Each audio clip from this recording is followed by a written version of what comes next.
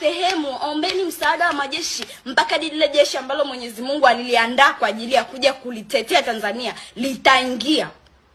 Lakini hii vita ni kubwa na damu ni nyingi, na Mama Samia huwezi ukaisimamisha vita hii kwa hivyo unavyotegemea wewe utaisimamisha. Maana mkono wa Mungu uko juu yako, na kwa bahati mbaya umekuja juu yako kwa wakati ambao wewe sasa unalipa mpaka zile dhambi za wale ambao walitangulia wakazifanya. Jipu likalipukia kwako, maana hukuchukua muda kuacha Roho wa Mungu aongoze ndani yako. Ulichukua muda kuacha mali na vitu viongoze ndani yako badala ya ule upendo na uhalisia, ili ungepata hekima usisikilize sauti ambazo za watu walikuwa wanakuambia ni ngazi gani za kupanda. Magufuli alipokuwa madarakani hakuna aliyekuwa anamwambia ngazi gani za kupanda. Alikwepo anapanda ngazi kutokana na Roho wa Mungu alivyokuwa anamtumia ndani yake.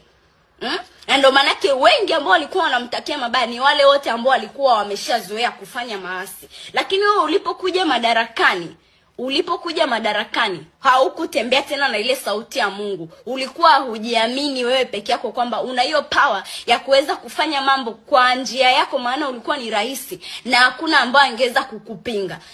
Ila uliogopa ya kwamba utakufa, na isitoshe utakufa tu kwa sababu ni lazima ufe. Kwa hichi ambacho kinaendelea katika taifa ni lazima ufe.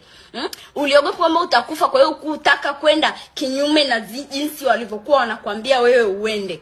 Na ndio huko aliko kupoteza, maana sauti ya mwovu iliongea na wewe kupitia hiyo njia. Kwa hiyo ujumbe wangu, waache watu wa Mungu waende zao kwa amani na kwa haki yao, maana dunia hujaiumba